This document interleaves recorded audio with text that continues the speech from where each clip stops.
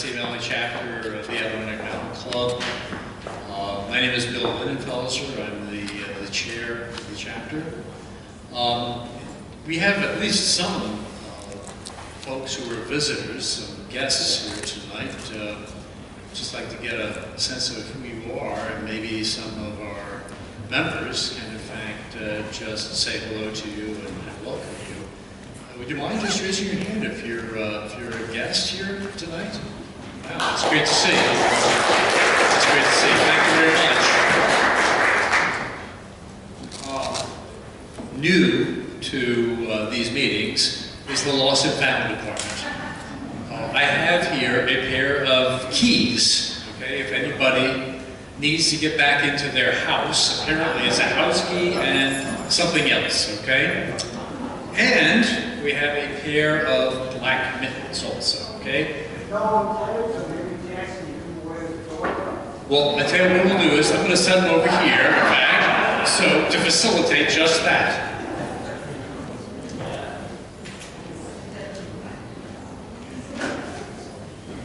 Well, the first thing I just wanted to talk about here before we get into our program is just to let you folks know about an event that I hope you at least heard about, and that was our recent volunteer recognition picnic that took place on November 18th. And it was a great little event. We had 45 people, 45 folks who would volunteer in one capacity or another with the chapter show up. Had a great meal, lots of camaraderie and the like. And the reason I'm telling you this is because it is one of the benefits of volunteering for the chapter, okay? You get to come to a swell party that we are now holding on an annual basis. All it takes is volunteering in some capacity whatsoever. It might mean leading a hike, it may mean participating in a committee, like the Expo Committee, for example, or working on Expo Day to make that great event take place, or any number of other activities that the chapter's got going. It's just a little bit of an inducement to think about ways in which you can engage with the chapter. As I think most of you know, we are strictly a volunteer organization. Everything that happens here is because of volunteers. We'd certainly like to encourage you folks to consider doing that. One of the other things we did at the picnic was we recognized some people as volunteers of the year. Two of those people were Jill Nichols over here. Jill is, among other things, is responsible for putting together these programs and workshops. She helps organize a committee of people who put together a full 10 months of workshops and programs. But that's not all she does. She's also one of our two directors, our representatives to the main club. And by the way, for that volunteer recognition picnic, she was the prime motivator behind that also. Okay, so we really appreciated what she did in all those capacities, and we made her one of our volunteers of the year. The second person, I don't think Peg is here tonight. It's a long ways for her to travel. Peg Jacobs, we also honored her for so much of the work that she does to organize various outings. She too is one of the folks who really made the picnic happen. But we've got two other people who have also made very significant contributions to the chapter over the course of the past year. We'd just like to recognize them briefly tonight. The first of them is Iru Bont. Iru, would you mind coming on up here?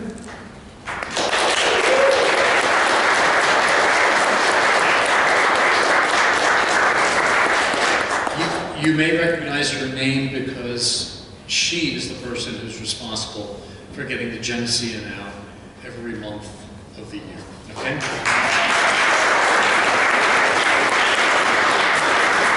This is one of the very largest time commitments that anybody in the chapter makes, and I certainly want to recognize that and say thank you for what you've done.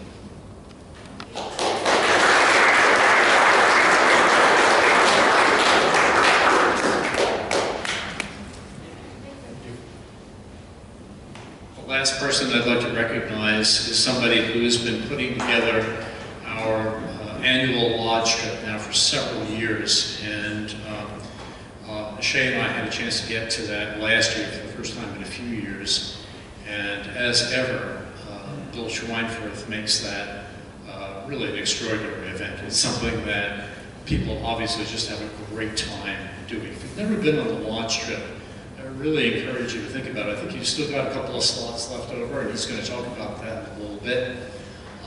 But this is an event that, again, takes an enormous amount of organization, working with a whole bunch of people to make this happen, making arrangements for the lodge itself, certainly registering people and the like. And then much more than that, it's a matter of making the event a fun event, which he's really, really good at. So we'd like to recognize Bill for all of his continuing efforts to keep that trip going.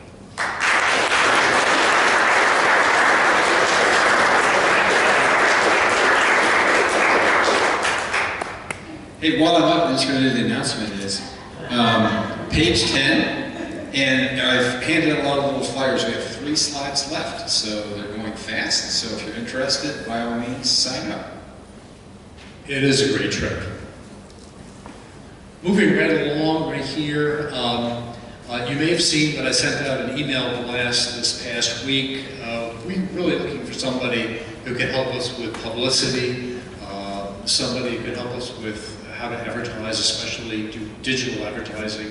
We do quite a bit of that, especially with regards to Expo. We really need somebody who's got some experience with that sort of thing, and it could help us put together an advertising and publicity strategy. So if you happen to be that person, or if you know somebody who is that person, we'd sure appreciate hearing from you about it. Again, you get to work with a great group of people. There's wide latitude to exercise your expertise. We'd really appreciate having you help us out with something like that. As usual, just contact me or any member of the executive committee, and we'd be happy to fill you in on the details. Okay. Well, one of the things that we do every December, and that we're going to do right now, is have our annual election. This is always an interesting event. It takes place every year because in the 20 years or so that I've been associated with the chapter, this election has never been contested. And so that's true again this year. We have not received any nominations outside of the nominating committee itself. And so it falls to one of the officers of the chapter to cast the vote for the slate. The slate for this coming year, 2019, is Luke Nelson as incoming chair. Luke's right over there. Okay. For vice chair, it's still an open slot. We're still looking for people who might be able to fill that in. The post of treasurer is going to stay with Sue McMeekin-Davis. Sue, if you wouldn't mind just raising your hand. Sue's right over there. And finally, somebody who's new to the executive committee, Reinhold Zellmeyer, is going to stand for treasurer, for secretary. So that's the slate of officers for 2019. And since we don't have a secretary, who's usually the person who casts the single vote for that slate, it falls to me to do that. And so I am going to cast my single vote in favor of that slate. Congratulations, all of you, the new executive committee for 2019. This means, too, by the way, that I am no longer chair as of January 1st, after 3 years.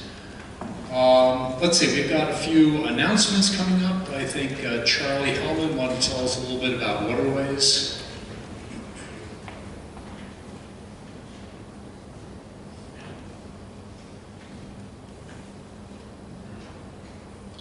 Hi, everybody. Of course, I was on the thruway today by Montezuma and I saw the Seneca Cayuga Canal full of water, and I'm like, tempting, tempting. Don't have anything on our schedule except January 19th is our Waterways Holiday Party. It's going to be at John Atkins' house. Check the website or contact me for info and come join us. Thanks. The biggest event of the year that we have every June, and I hope all you folks know about Expo. If you don't know about our Genesee Valley Chapter Expo in June, you really ought to check it out. It's a tremendous event. We draw something like over 1,000 people to it. We've got tons and tons of vendors and the like. It's really quite an event. And Donna Dinsey is going to tell us a little bit about that.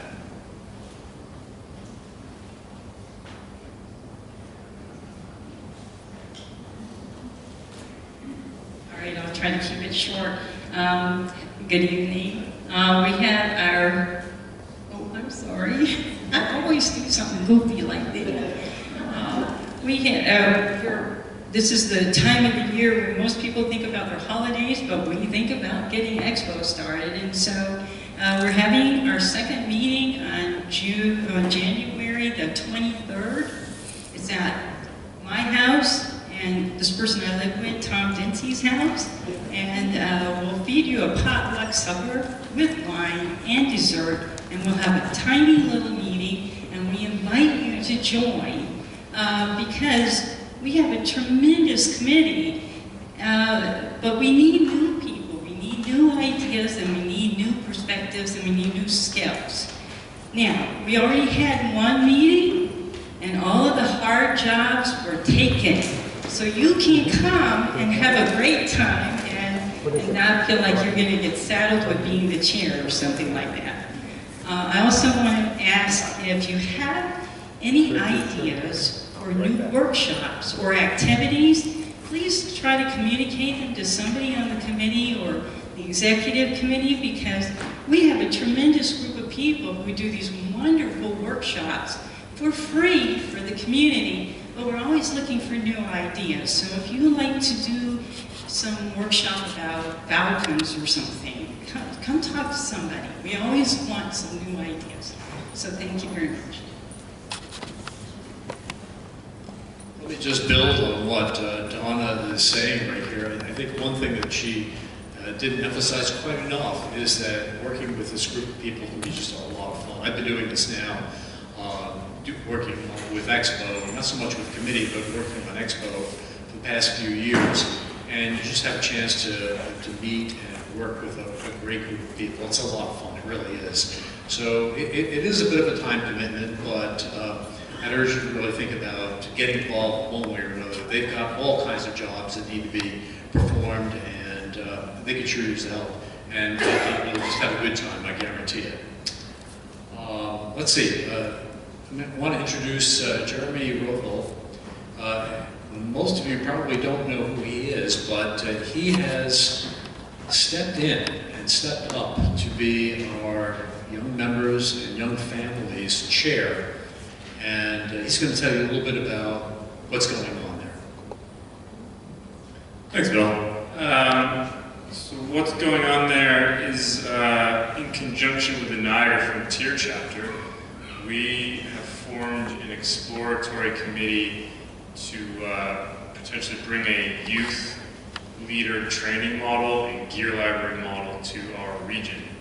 So it's something that ADK is looking to take the lead in, and we are going to likely be seeking external collaborators and funding partners. So if anybody has, we're looking for people to help volunteer as well. Specifically, if you have any experience with youth programming, community outreach, nonprofit work, outdoor activities, space, nature-focused activities, things like that, we'd love to hear from you, and you can just contact me directly.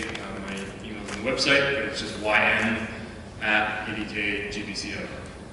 Thank you. Thank you. All right. Ron Jackson.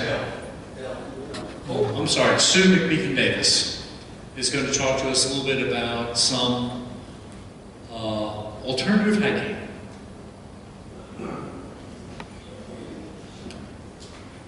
Very short. I hope you all read in the Genessean or on the website about the hikes Thursday, Saturday, Sunday. We have great leaders that do it every single week and hike from 10 to 12. And I can just kind of make it to the second hour. So they've all encouraged me to say that if anybody is not coming because they're worried about 2 hours, and sometimes they go a little more than 2 hours, there's a little note in the Genessean how to contact me, and because I'm not allowed to go back unless I have 2 other people, of course, that's the regulation. So it's the contact information is there in the Genessean, or you can try to catch me here if you have any interest in an alternative, slightly shorter hike on Thursdays and Saturdays. I don't do Sundays. Thank you, Sue. And now, Jackson. Hello, everybody! Okay, if you were here last month and you forgot this bag, I still... Pardon? Those fine for you. No, those are free. Well, these are free? Well, so much for my memory. Thank you. Okay, well, that explains that acquisition. I forgot about that.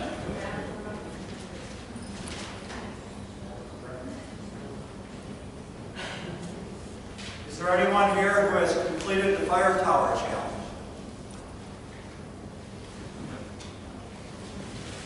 Good. How many of the rest of you are undertaking the fire tower challenge? Excellent. How many of you don't even know about the fire tower challenge? How many of you don't know that ADK produces and sells a book about fire towers? And you can also use this as part of your fire tower challenge, and the Adirondacks and the Catskills. Okay, well, it's available in the bookstore, and I hope that more of you consider visiting other parts of the Adirondack Park, and also one generally large location in the Catskills where the minimum number of 23 fire towers that you have to climb in order to qualify for the special certificate and patch once you complete that challenge. And of course, we have ADK's world-famous calendar. So if you are still interested in a calendar for 2019, please see me at the end of tonight's program.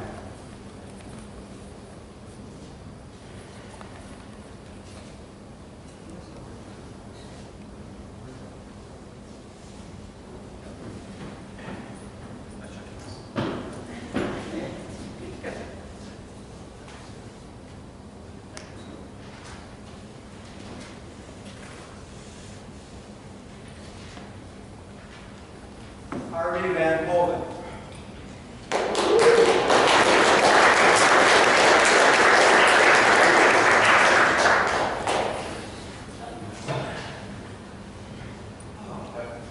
Good evening.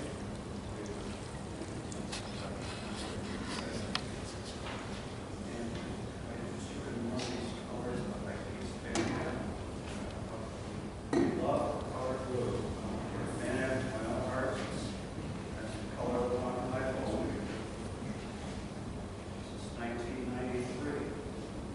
And you can still read them after repeated washings. So, there it is. Harvey has chosen the powder blue high-piece matte bandana. And of course, I hope that this map never has to save your life.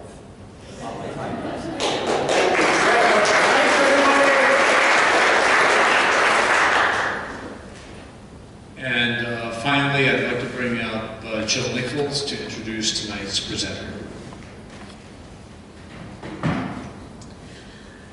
Our speaker tonight is Serge Lossa, and he is sometimes called that crazy French man. And there are reasons for this. He grew up in France, and from a very young age, his parents took him hiking and camping, and so he did a lot of hiking growing up. He's still doing that. The first time that I met him, I was on a family hike after Christmas with my family in Powder Mill Park, And we're going along the trail and thinking, look at this guy coming up. What's he doing? You know, what's he pulling? He's pulling a sled, and it's loaded with all kinds of equipment. I don't know. You know, we thought. Anyway, he stopped and talked to us with this heavy French accent, and we thought, he is kind of a crazy French guy. But anyway, he is back for a repeat performance with ADK. He came to tell us once before how he hiked the high peaks in the winter. Now he has done the high peaks all in one winter, all 46, after age 70. We learned a lot from him the first time, and let's see what he's got to tell us now. Please welcome Serge Lossa. Thank you.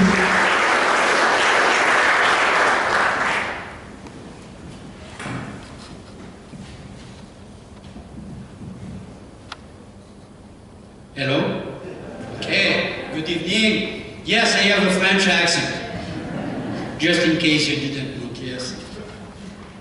So tonight, let me start the presentation. It's a little magic.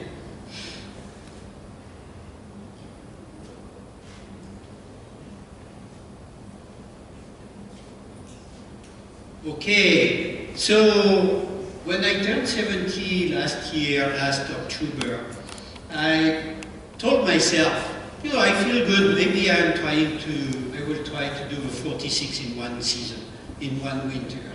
And that's what I have done, and I'm going to relate a little bit this adventure to you guys. Couple of messages I want to say at the beginning is I'm not a Superman. By all stretch of mind, I'm a pretty slow hiker, I have limitation, and I am old, I need time to recover. At the end of the day, the thing I want to say is that many of you, probably most of you, can do at least 10, 15 high peaks in a winter season. It's doable. It requires a little bit of practice, but it is doable. The second thing I want to say is that the Adirondacks are challenging. They may be as challenging as going to Antarctica, or as going to Nepal, or going to the Himalayas, or to the Andes. And on top of that, you do not have a guide over there most of the time to help you. You have to make your own decision. So sometimes you decide to turn around because it is too much, it is too dangerous, it is too difficult. So here my first picture is from last weekend. Saturday and Sunday last weekend I was in Upper Works in Taos, Newcomb, for the one who knows the area. And look at the temperature on the thermometer of my car, minus 13. So it was pretty cold. Actually, it was minus 15 when I came in. And here we have a couple of pictures from Lake Jimmy. I was surprised, but it was possible to cross Lake Jimmy already on ice. And Mount Adams with its flying tower at the top. So this is a general map of all the Adirondack hikes that I did. You can locate some of the key areas that you know well. Here you have the ADK Lodge in the center. On the right you have the Kin Valley area with Garden, Osable, and Chapel Pond. And then from the southern part you have Taos or Upper Works and the Dix Ranch from Elk Lake. Oh, that would be perfect. Thank you. Here? Oh, yes, I have it. Okay, well, that would be even better. So, here at the St. Anthony Taos, that's where I was last weekend. Allen Mountain, Marcy is here, and then you have a lodge in this area, Osable, Kin Valley, Giant and Rocky Peak, and then the Sword Ranch. So this is tracked with GPS. Okay. So to do this 46, I decided that the best training is to do mountains. So I started relatively early in September, and I did several IPX to get ready, to get prepared. So I did 5 outings during the period November to October to December. Altogether, I did 23 IPX solo because I couldn't find a partner to come with me, and then I did 23 as a small group, 2 or 3 people. And this is the sequence that happened, you know, with the dates that happened.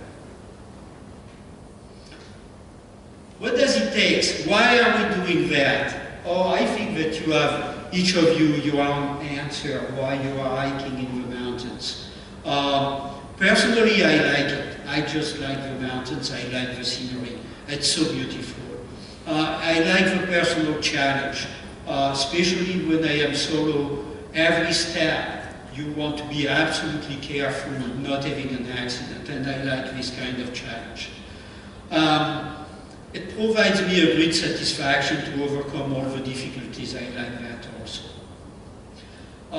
Skill and ability is, the main message here to you guys is, you have to know what you can do and what you cannot do. You have to know where that is too much.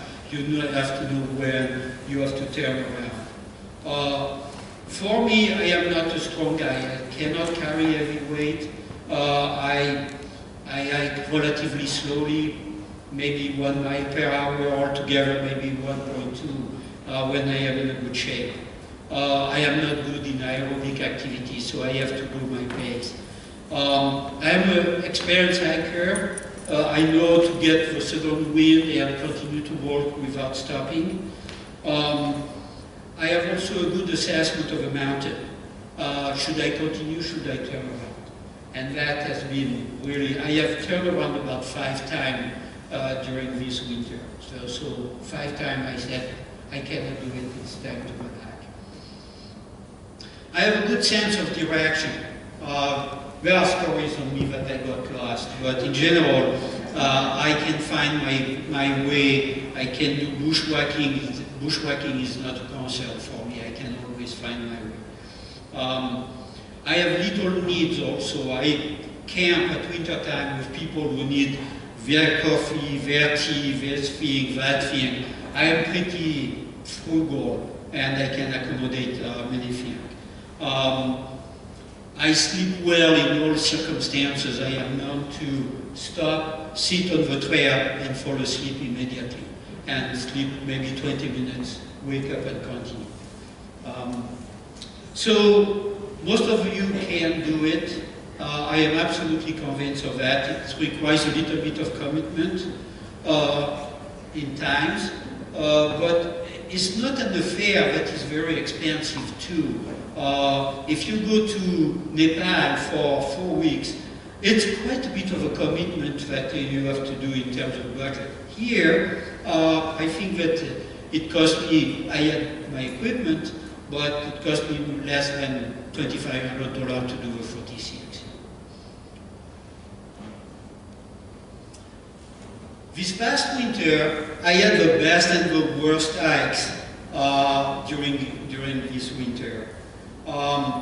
What is the worst? Cold rain, ice pellets with high winds. This is absolutely miserable. You have these ice pellets on your face, they are hurting you, and then they melt on your shoulders and you get wet. I have been wet to my underwear. Extreme cold. I have one outing, it was minus 32 at the parking lot, minus 55 at the top. Minus 55 is Antarctica, is what you get, you know, it's really serious. Clouds and fog. I'm sure that you have experienced, all of you at the top of a mountain, that you are there and you don't see your hand when you do extend your arm. Very deep snow. I have been hiking with a snowshoe, with the snow to my jacket. So sometimes it's really serious. And then I had to turn around. But I had also the best hikes this past summer. Cold but sunny, no wind, staying at the top and enjoying the scenery. I shared hikes with my daughter and good friends, and some are in the assistants here. I met with very nice hikers on the trail. That is really great. Well, my personal satisfaction is that I can do it, and I can brag about it, you know, and that is really nice. So, some of the key recommendations that I have, and then gradually I will move to the pictures. First one, do not discover your gears far up in the mountains. A GPS is a complex device. If you have not practiced the GPS here around before you are there, forget about it. You will not be able to use it when your fingers are really cold and you cannot move and you cannot do this and that. Even simple things like how to tie the hood of your jacket. If you have not practiced that and you have heavy wind, it's going to be difficult. How much gas do you need to melt the snow? How many canister you need? How many bottles of gas you need? Don't forget your hand and toe warmers. Practice before in similar condition. If you plan camping, camp in your park, in your garden, just do camp here before you go there, because you will learn a lot at doing that. Practice the trail if you can at summertime before doing it at winter time. That's a good recommendation in general, because you can be in whiteout where you cannot see anything, and so you have to recognize the trail, you have to remember trees, turns, cairns, things like that. Build a list. Well, that's a good recommendation when you get home.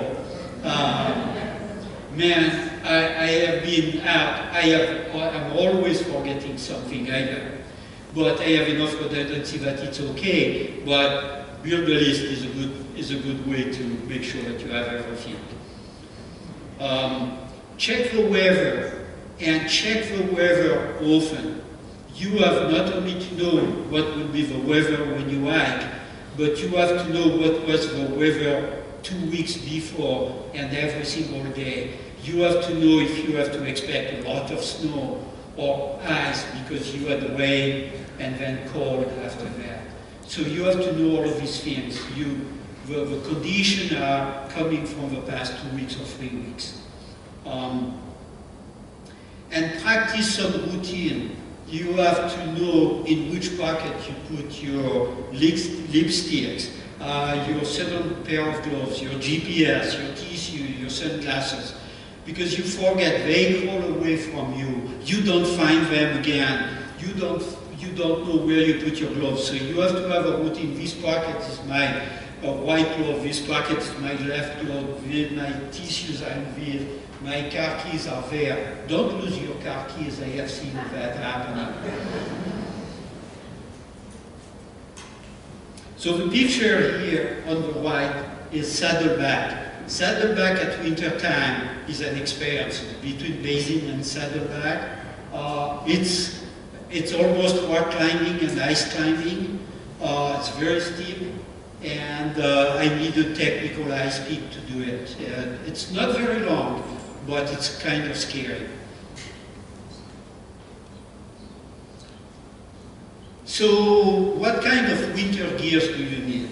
The first one I would recommend at winter time to everybody. It's a little expensive. I have some gears here for you to discover if you are interested at the end. The first one is the GPS. I have a GPS device that not only guides me through waypoints, but the most important is that it keeps what we call breadcrumbs. And so with the breadcrumbs, you can always return. You are not sure that you will reach the summit, but you are absolutely certain that you can walk back to your car. Most of the accidents in the mountains at winter time are people who got lost. They take the wrong turn, They go in the wrong direction, they get lost in the woods, and they have to spend the night. With a GPS, you don't have that. My GPS has texting, satellite texting capabilities. I can call 911, I can call my family, and so that is also reassuring. Again, I did 23 iPeak solo. So there are some system of GPS on iPhone, for example.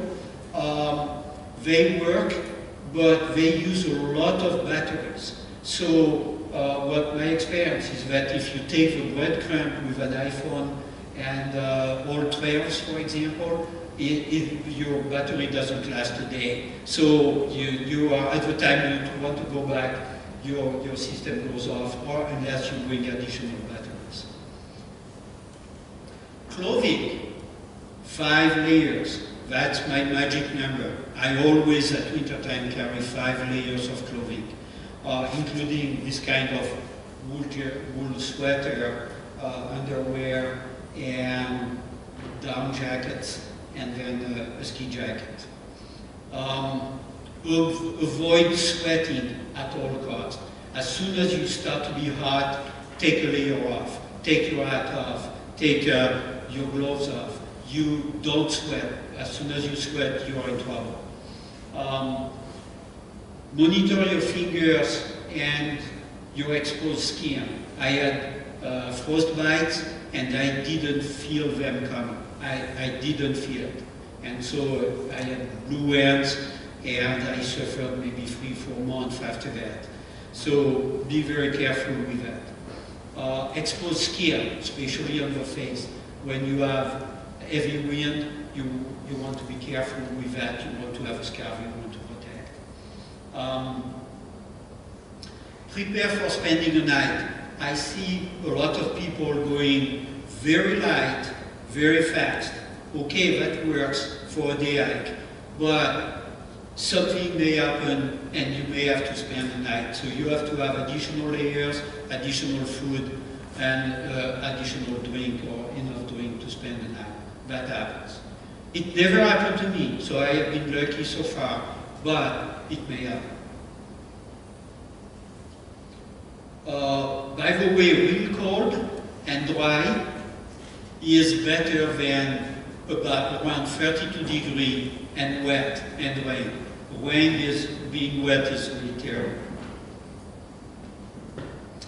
For hiking, I use 200 gram insulated boots. They are not really mountaineering boots. I don't think that you need mountaineering boots in the Adirondack. Most of your hikes are with snowshoes, and so you don't need very heavy boots for that. I have technical snowshoes, and I recommend these technical snowshoes. Big crampons on the side. The reason is that the Adirondack, the temperatures goes up and down, above 32, below 32, and you get a lot of ice. With a lot of ice, you need crampons. I have also hiking crampons. I have microspike.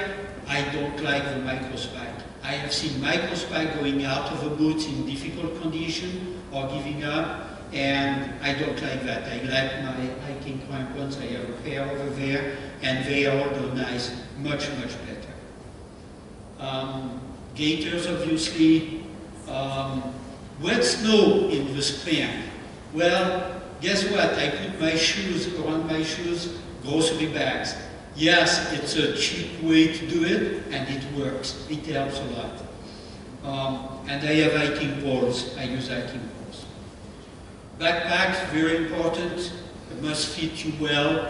By the way, REI is doing a very good job at fitting your backpack. If you buy a backpack over there, they spend time to fit your backpack to your back. I have a small backpack to submit. I abandoned my backpack for the last 300-400 yards, and I take just enough for a bottle of water or something like that, and I submit and come back. 2 headlamps. The problem at winter time is that you have about 9 hours of daylight around Christmas. And if you do a 12-hour hike, no matter if it is in the morning or in the evening, you will be 3 hours in the dark. So you need that lamp. Now, I don't know if you have ever changed the battery of your headlamp, but if you have not a second headlamp, it's really nasty. You don't know the sense of the direction of the batteries and things like that. So my recommendation is have 2 headlamps, and if you need to change, then you can see what you are doing. And carry a first aid kit. I have used that many times, not on me, but on other hikers that had need for it.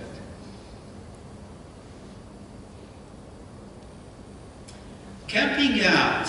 Oh, camping at winter time. That is entertaining.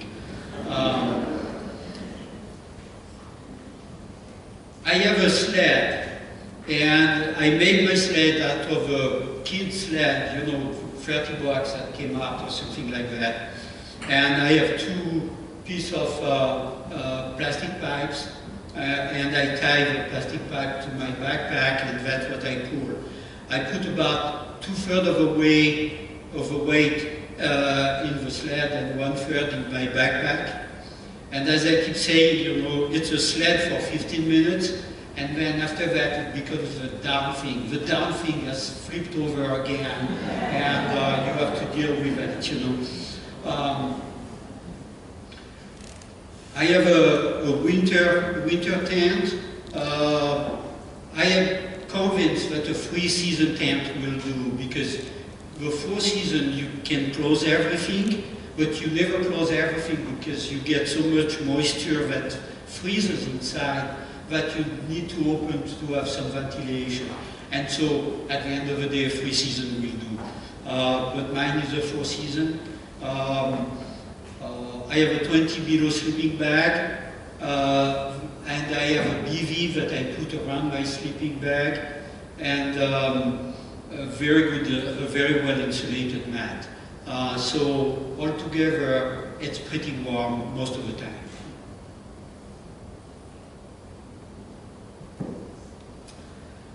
Food. Aha. So here on the right, I am with my daughter in a lean-to. It was just at the foot of cliff, and it was -25 that evening.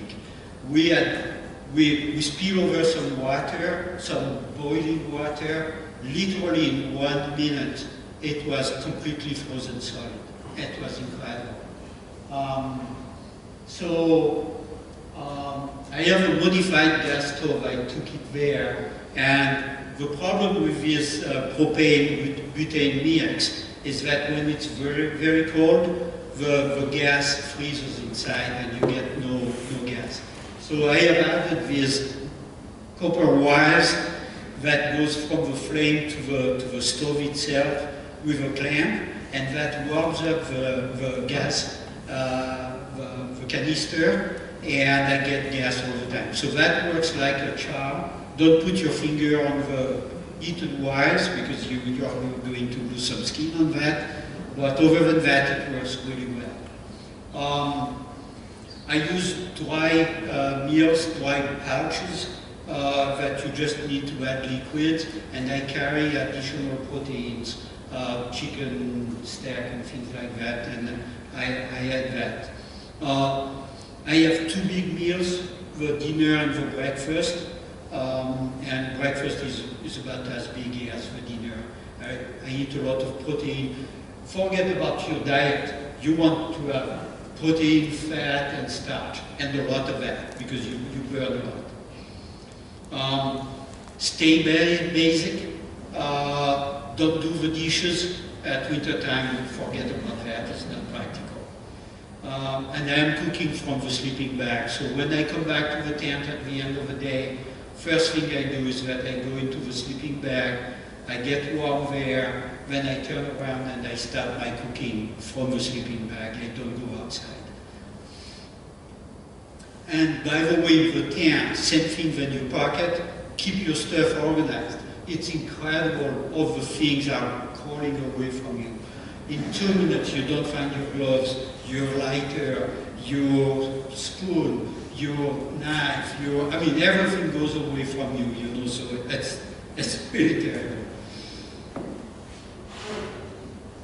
Okay, so that was for my PowerPoint presentation, I am going to switch to some pictures, but before I do that, maybe if you have a couple of questions, I would like to answer that, and then I will move to the pictures. Yes, go ahead. When you were camping out, did your Garmin stay charged the whole time? Amazingly, this new Garmin, which is the old one that I had batteries that I had to change, and that was lasting a day and a half about, so I had additional batteries. With this one, it lasts a good 3 days, even in the very cold. So if I go out for more than 3 days, then I bring with me additional batteries. You were using tracking mode? Yes, yeah. And if you wanted to recharge it, did you bring like a battery pack? Exactly, and that works very well. It recharges at about 80% with one battery pack. So you can do with one battery pack, you can do 5-6 days. What did you use an Anchor battery pack? Or remember what? I don't remember the brand. Something that I bought at REI or something like that. Yeah. So this picture, it was. I was doing Donaldson and Emmons that day. It was really cold at the beginning, -32 at the parking lot, and I was solo, and I had to open tracks all the way. After a while, after maybe an hour of hiking, I started to have a hard time to open my eyes, and I was wondering what was happening. So I took a selfie, and I realized that my eyelids were all frozen, and that was the reason I had a hard time to open my eyes. So I had to clean that up, just from breathing, you know. It was actually not that bad. I had to put toe warmers. I usually don't put toe warmers, but I had to put toe warmers that day. It was 12 hours. It was a little long, just because I was so. But yes, that was impressive. Okay, so I'm going to switch. Give me 1 second. I'm going to switch to the pictures, and then.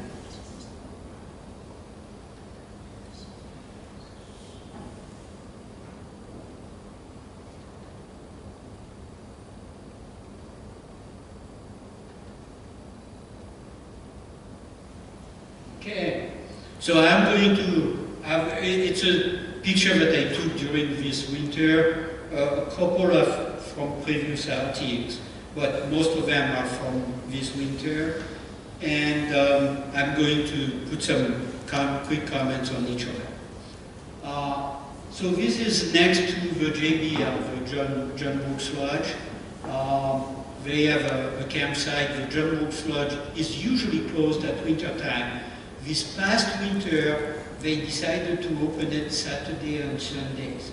And it gets filled up very quickly.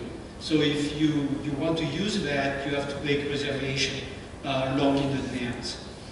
So I was camping outside the JBL, and with my friend Carol, we were aiming to do a stack that day.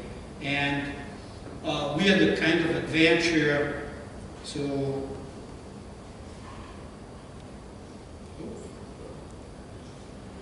I have to rotate that, sorry. The change of computer. So that is slant rock. And as you can see, it's a slant rock.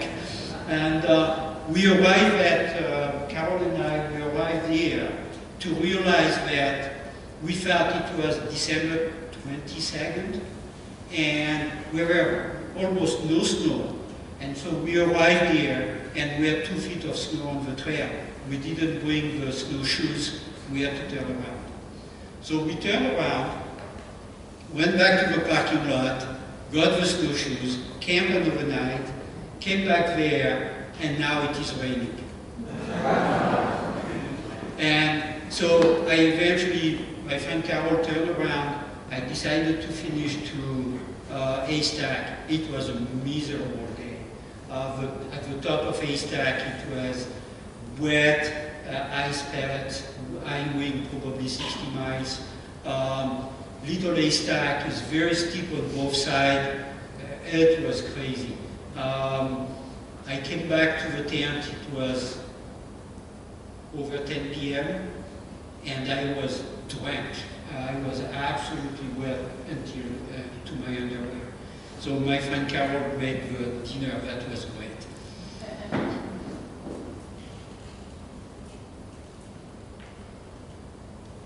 Oh, sorry about that. I think that we are going, that's a change of computer, I should have checked that. So that is at the top of haystack, and I don't look too good there, you know. I'm going to pass. Oh, you know this one.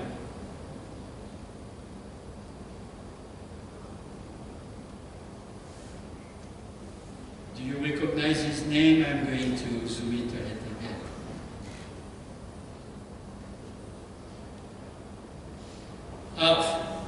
I have a hard time to pronounce that. Off is in between, is in the Dix range. Here you have, here it's backward, just before Dix. You have Off, you have South Dix, Grace, and Macron. So you can see that the wind has put a lot of snow on top of all of that. Oh, I'm very sorry about that. I should have tested it. So that is reaching the top of Off. It was really, it was a good day, but it was cold and long. And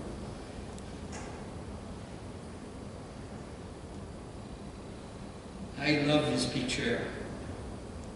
That my daughter took it. It was at dusk, and she said, "Put the lamp in the tent, and I'm going to take a picture." So you have a tent in the background, and it was just getting dark, you know. So that's and so one thing I want to say is that camping is not that bad. It's not like in mountaineering where you are really exposed to the wind. Most of the time you camp in the woods. Even if it is windy, you don't suffer the wind. Camping is usually quite nice. By the way, a tent is much warmer than a lean-to. A lean-to, you are really exposed. In a tent is easily 10 degrees, maybe 15 degrees more than a lean-to.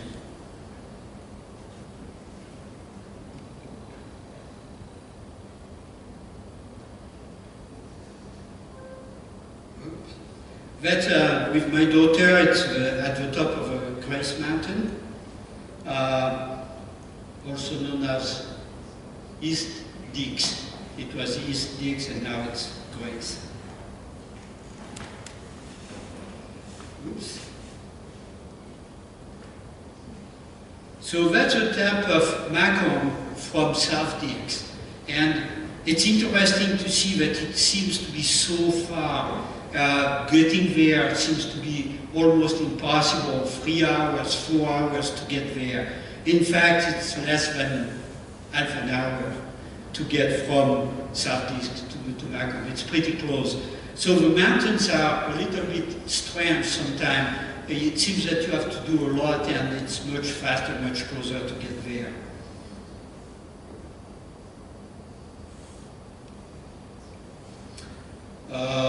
That's Backhorn again from Off. So this is going to Donaldson. You can see the temperature on the thermometer of the car. It was cold. It was really cold. Actually, I arrived at the parking lot and then immediately 2 more cars arrived. And we started to walk out and people were talking to me and they were saying, do we go, do we give up, you know, what is the temperature? So everybody was trying to figure out if we were crazy enough to go in the mountains or not. And so that is toward the top of Donaldson, a lot of snow, and again, around -55 at the top.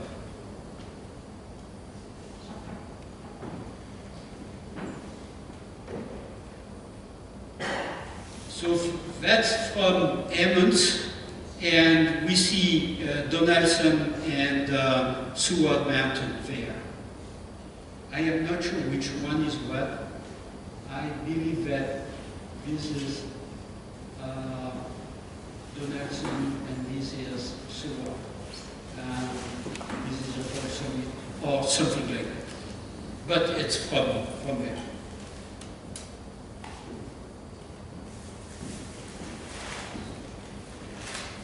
Again, same thing, cold, snow.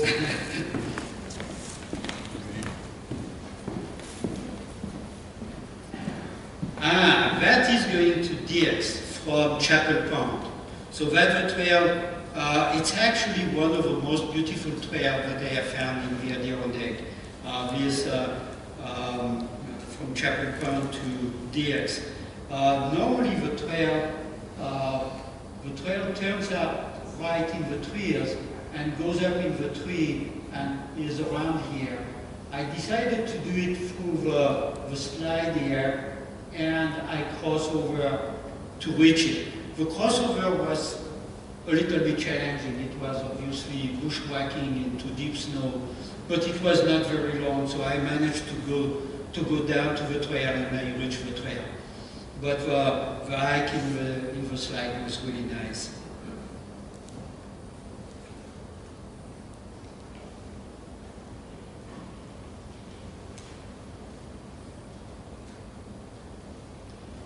Maybe some of you recognize this lake.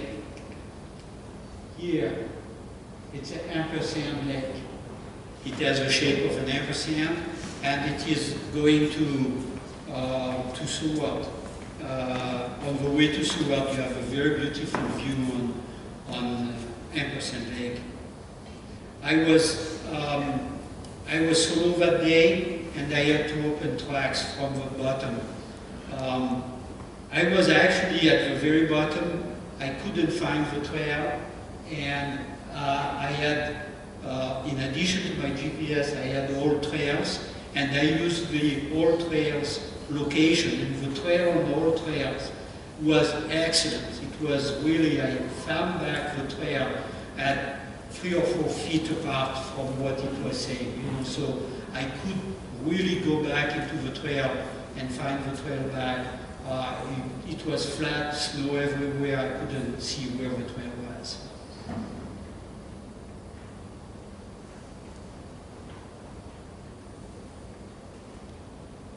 And that is going up.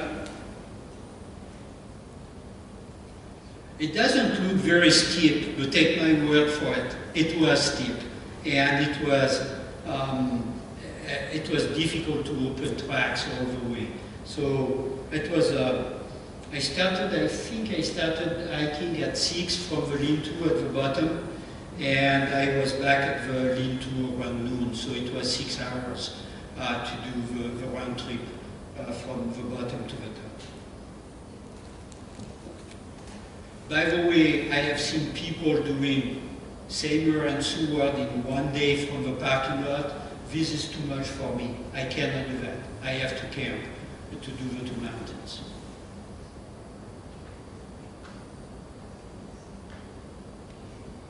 And at the top of Seward, it's true, I was there. So this is the Saint-Anony Ridge.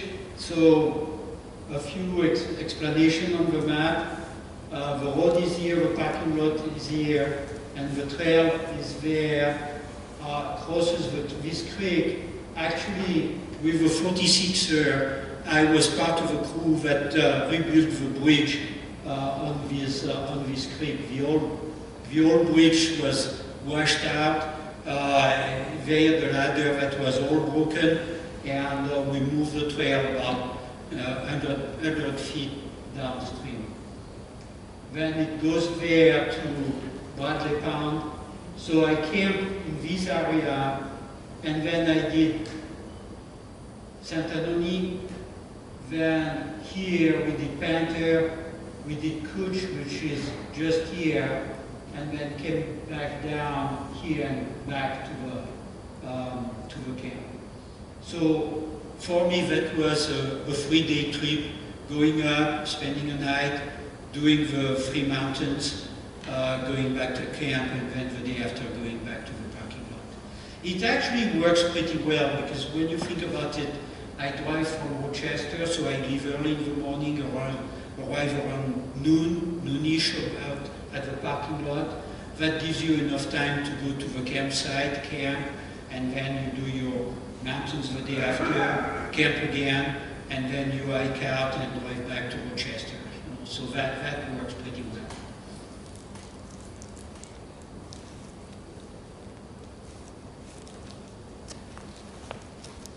So that is with the sled. It was going to Saint-Anony, and the weather was beautiful, splendid weather that day.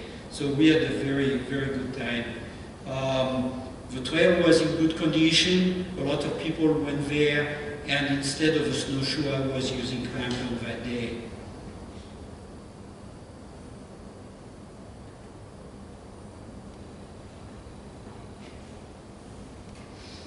That's sunrise going up to Saint-Anony. So we started to hike at in the dark for about 45 minutes, and then we got the sunrise on the trail, and that was magic. It was yellow and red, and oh, it was absolutely splendid. So from here, you have Saint-Anony here. The Saint-Anony Express Trail arrives about there, and then you do Saint-Anony. Then you go down here, and this is Panther, and Couch is on the other side.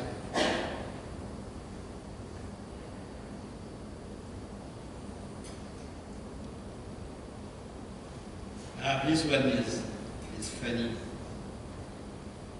So my daughter stayed at the intersection, and she said, "Dad, you go up there and I will take a picture of you." So if you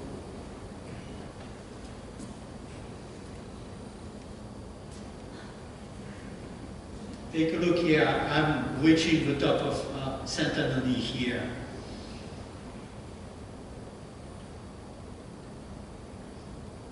And then I took a picture of her. She's much more, oops, sorry about that. She's somewhere here. We cannot really see her, but here, that's the end of the Saint-Anony Express Trail.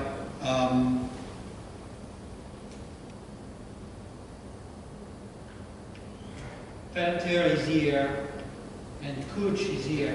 So you see that you have to do all of this wedge to do Couch. And Couch is part of a 46, but it's only 3,800 feet of elevation, but you still have to do it, you know. So that's part of the deal. Oops. Ooh. Okay. Oh. This doesn't work the way I like it.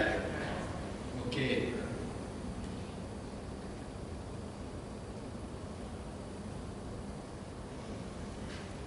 Jesus. Now I have lost one. Okay. Let me go back to that.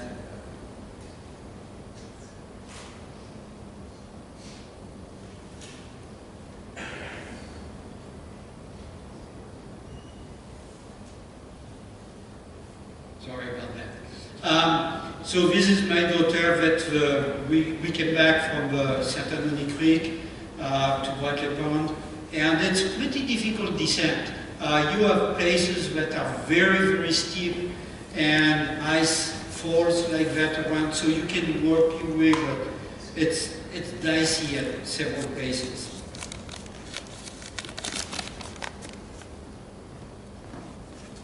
That's another RTM.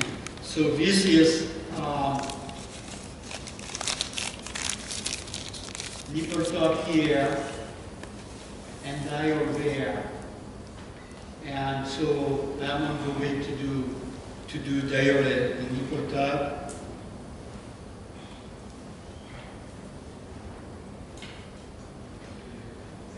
We had a lot of snow that day, so you can see that the signs are just buried into the snow. This is almost at the top of Nipple Top, 0.2 miles to the top. It's the intersection with Elk Pass. And I went down Elk Pass that day. Yeah, okay. I see. Come on. Okay. So here, what you have, this is from the top of Nipple Top, and this is Colvin, and this is Blake, and you have a little pass here between the two. So when we reach these two guys, I have a story for you.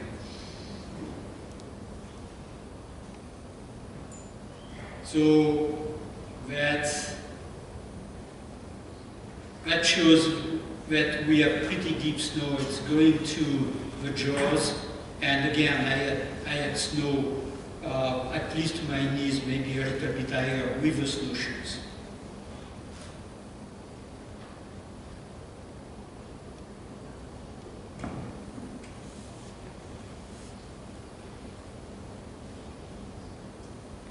So here the sign says upper wolf jaw 20 yards. So it's just almost at the top of, at the intersection just before the top. I was planning that day to do Armstrong as well and to come back from Armstrong, and it was already too late in the afternoon. I turned around and came back. So I did upper and lower wolf jaw, but I didn't do Armstrong that day. Again, I was solo, I had to open tracks. That's from Osable, and this is Sotif. Graphics is on the side here, and it was again a splendid day. That's the top of Sotif, and we see the range.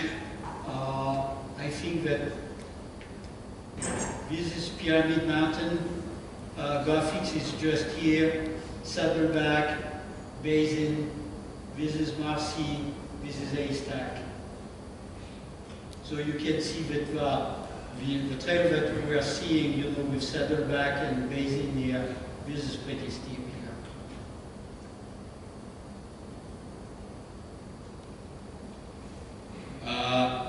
Again, this is Pyramid.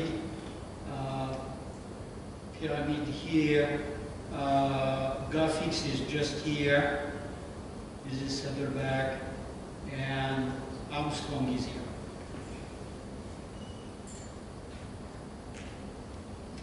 Top of Armstrong, looking back at, again, Graphics, Pyramid, and the Sotif is just behind here. We see Marcy here, Haystack there.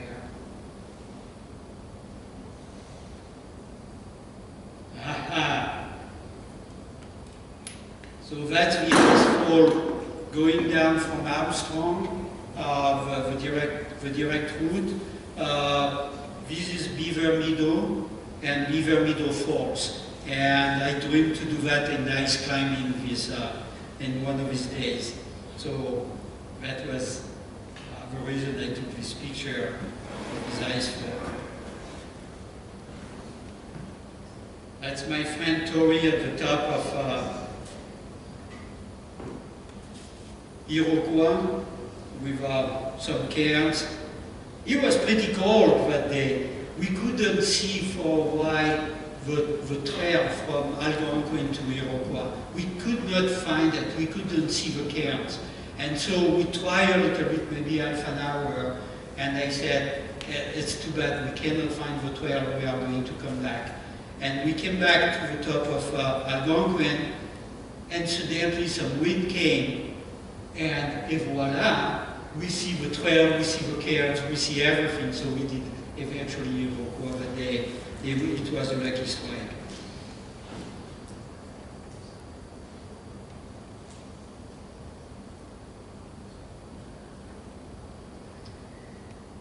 Yeah, it's pretty foggy here. This is Algonquin from right.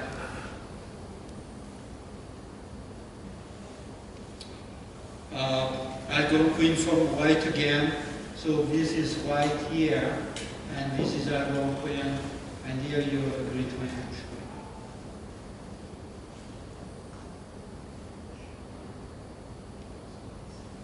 Aha, now we are getting into Colvin and Blake. So that's a mistake that I did, and I will tell you what I did and recommend never do that.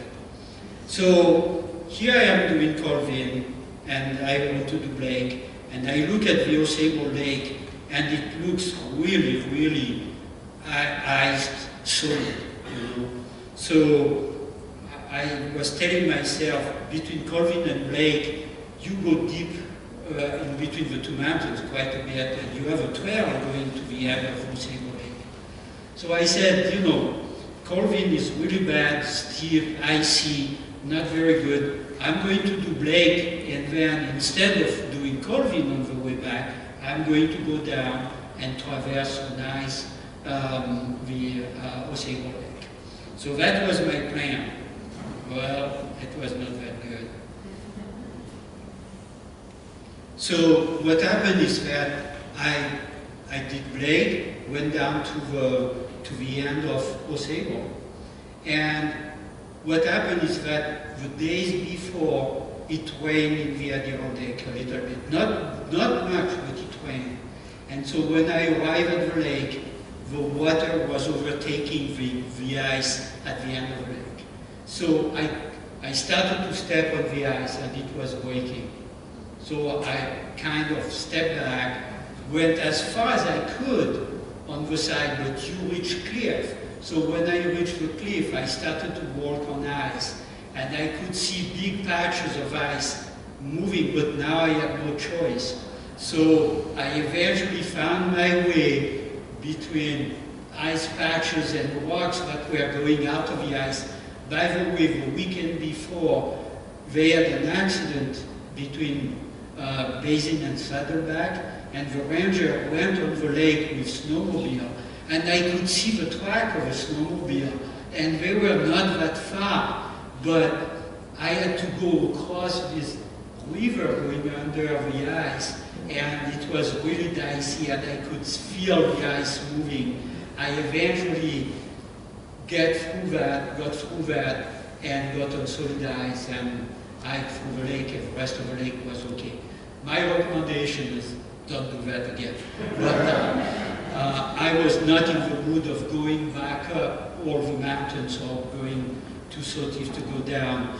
But man, it was a little stupid. So at the end, when I get across the lake, we had this splendid sunset and a view on the lake that was absolutely beautiful. It was actually funny because the lake, you had probably 2 feet of ice on the lake, so the ice was solid. But because it rained and froze again, you had about 1 inch of water and then a little bit of ice. So all the way you were cracking ice, you know, the rest was solid, but you were cracking ice and walking on water, you know, so it was kind of a bizarre feeling.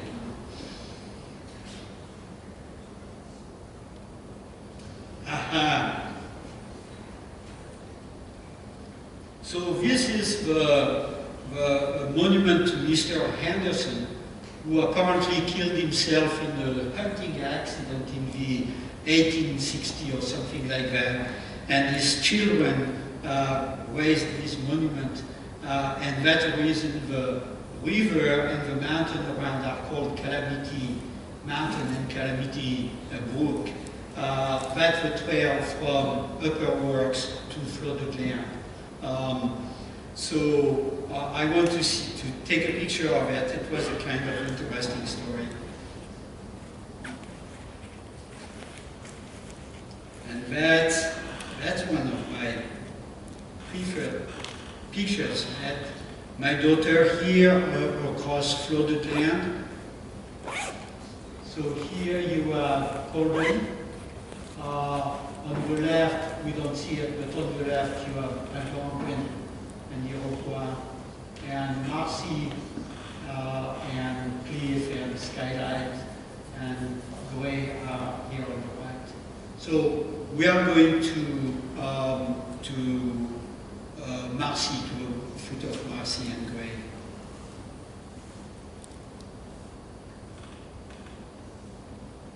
Aha! Who knows this place? This place is the source of the Hudson River. It's Tears of a Cloud Lake. Marcy is here. This is the beginning of gray.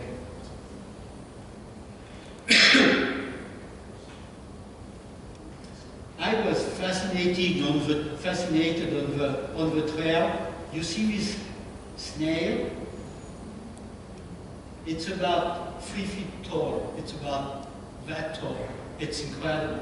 It's just on a rock next to the trail. Most of the time we don't notice it, but at winter time it makes these marks quite visible.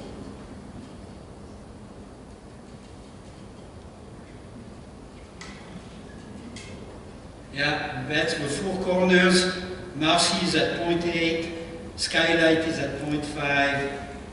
We are getting there.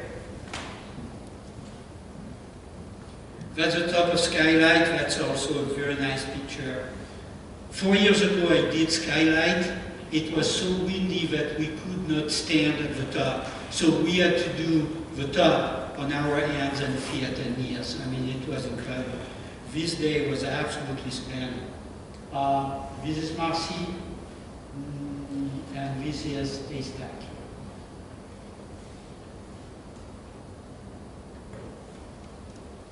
Going up Marcy, beautiful day, beautiful ice, very solid, crampons all the way. Top of Marcy, big smiles. Well, that was an interesting story. So we were camping in a lean-to.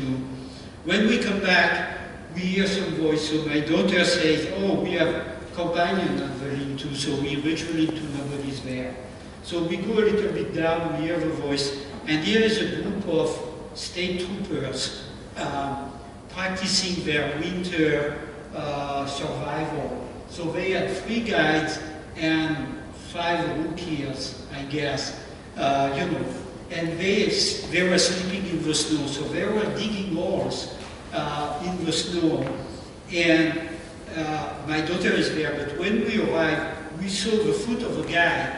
So we said, oh my gosh, he's. So one guy came out, and another guy came out, so they had really a big room over there, so it was incredible. So that was a discovery. So they were asking all kinds of questions.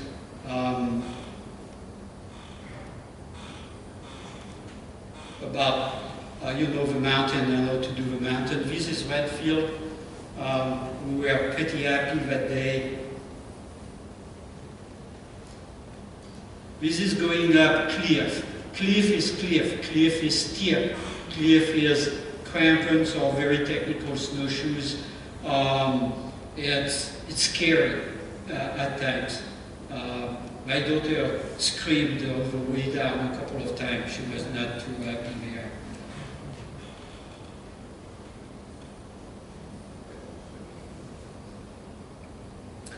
Oops. Okay.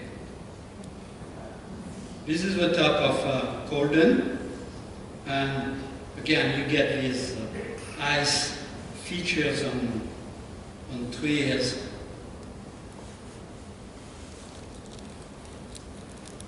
With my friend Story and Shane, we were doing Saddleback and Basin. That was a long day. At the lodge, you recognize this sign in front of a JBL. Going up, I'm looking at the time, I'm trying to go finish that quickly. That's going up, that's from Slanted Rock, you have a shortcut to go to Basin.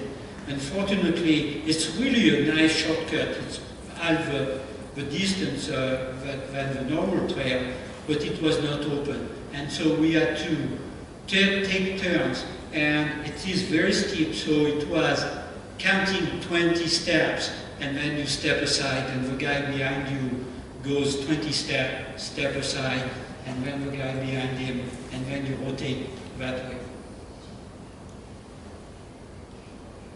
Lot of ice. At the JBL, winter time, nice crowd. Actually, I have a story with this guy. This was a caretaker, and he said, "Oh, you have a French accent.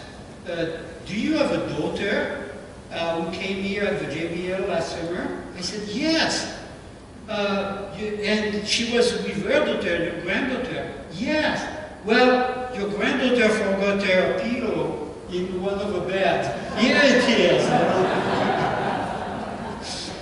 And he said, "Yeah, I can recognize you because she said that her dad will do the 46 at winter time, and also." So I was quite impressed with that.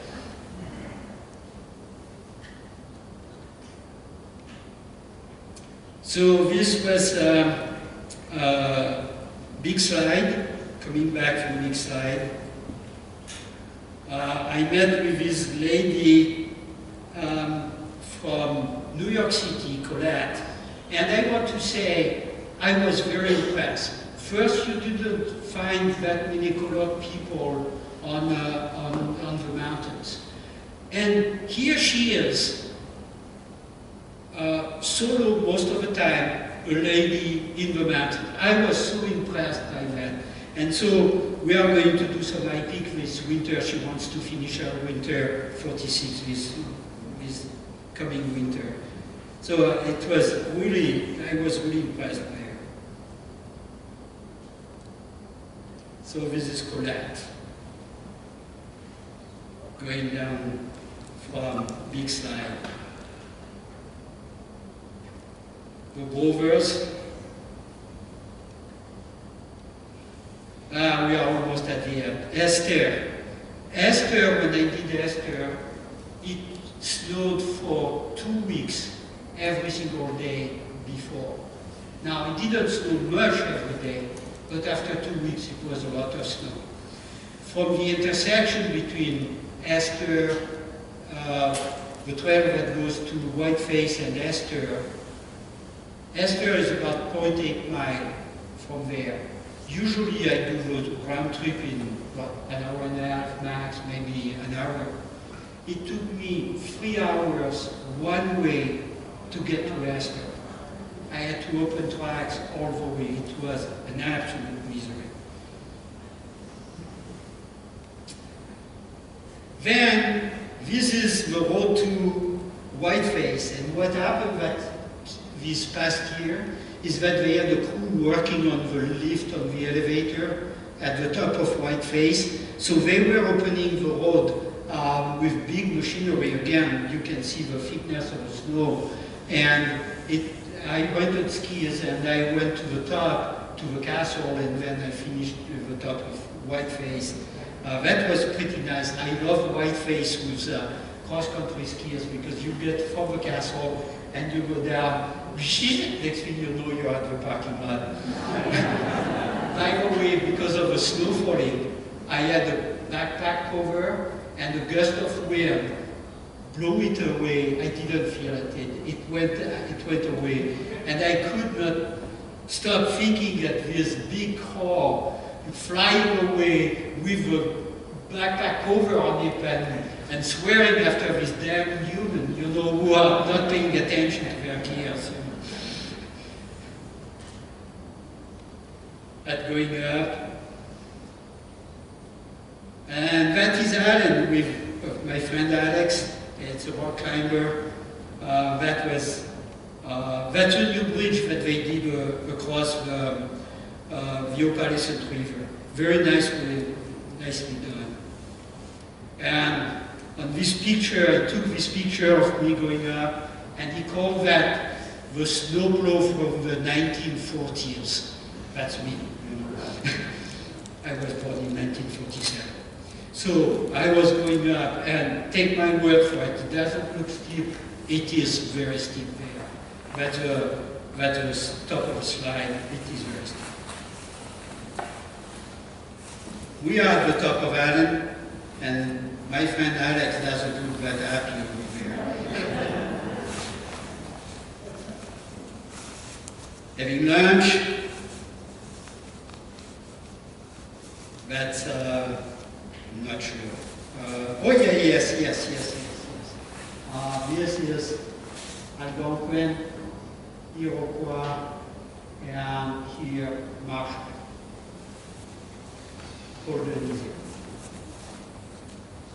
That's from the top of Allen. And Alex took this picture, and he could stand the sorry face of my backpack in my the bag that I have in the slab, the two eyes and the mouth here. He said, "You have a sorry backpack." That's Lake Jimmy crossing.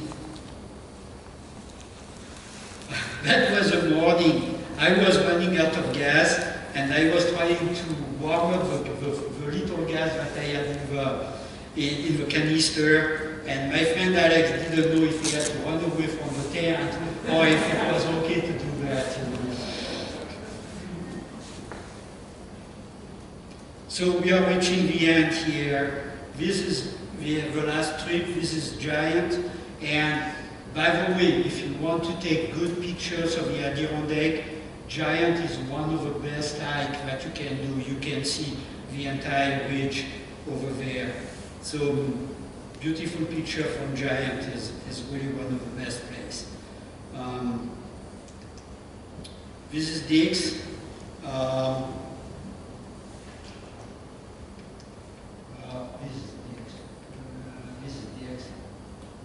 This is Underpass.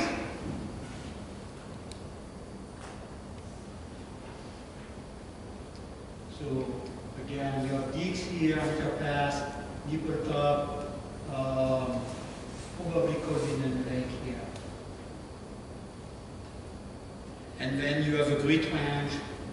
Start with the Jaws here, Big Slide, the Jaws, Armstrong, Graphics, Marcy, and then behind you have Haystack.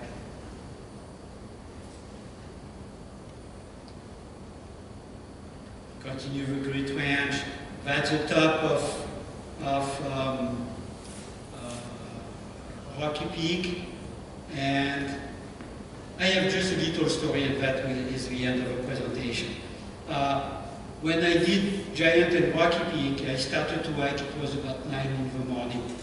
And after half an hour, I crossed a guy who was going down. So I say, "Oh, you just went to the pound here?" No, he said, no, I'm coming from the mountains. "You are coming from the mountains, it's 9 in the morning. "Oh yes, I went yesterday night." "You went yesterday night, but I don't see a tent." "Oh, I don't use a tent, I just use a tarp."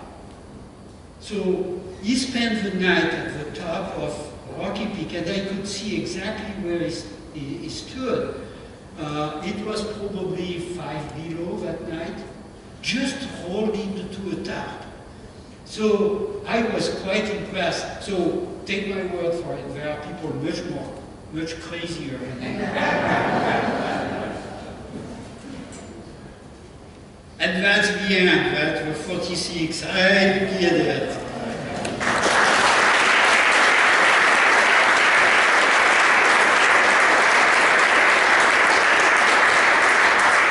Thank you. If you have questions.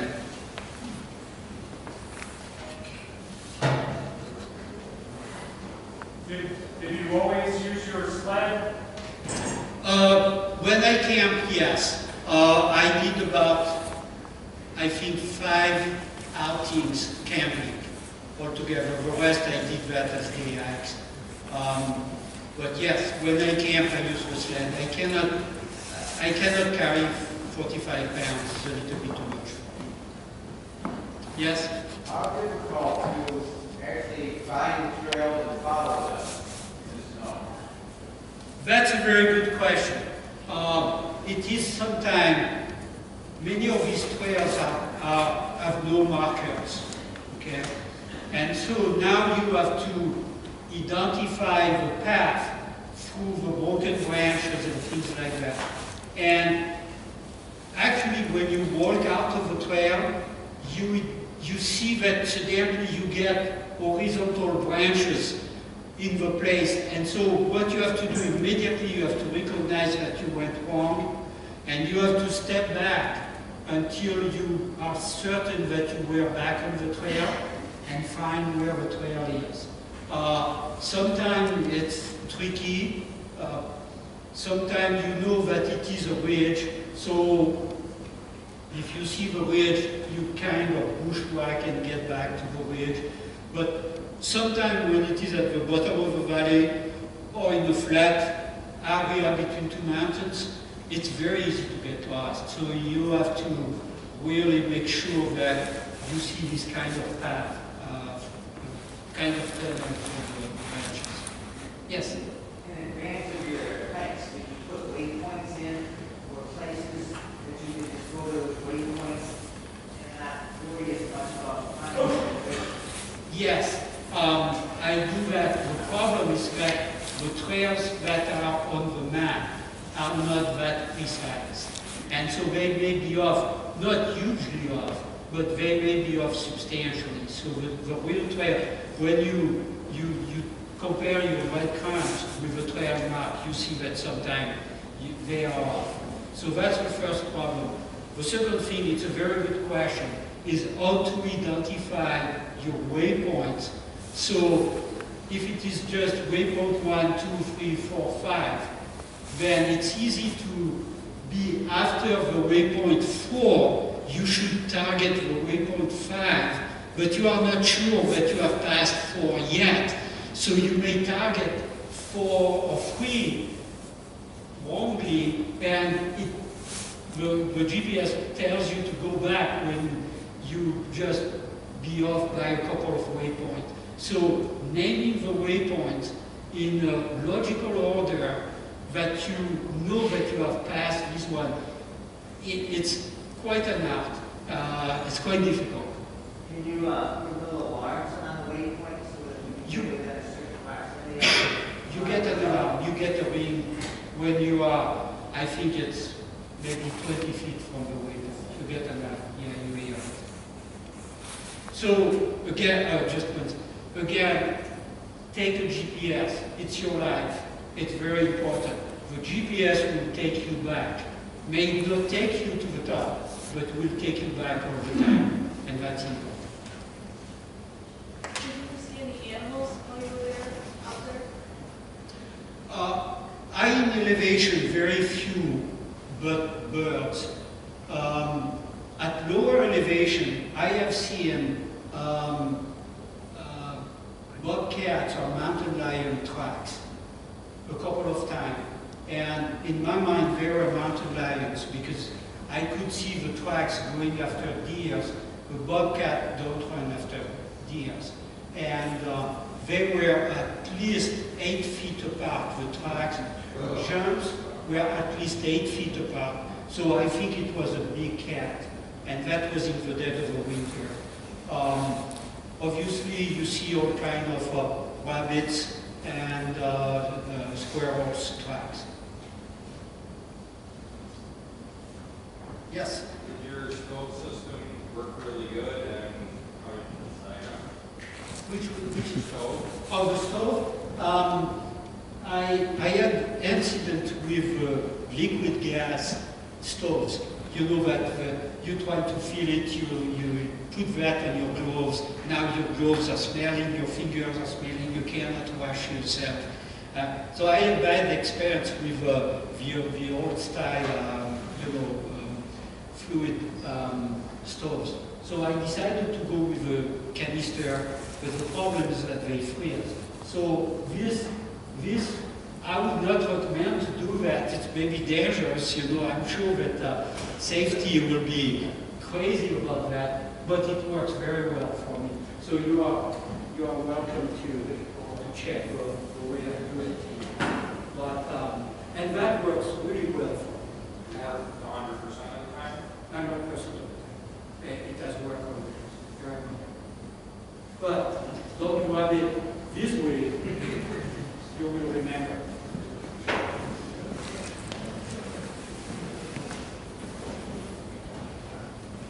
Okay, thank you everybody for your time.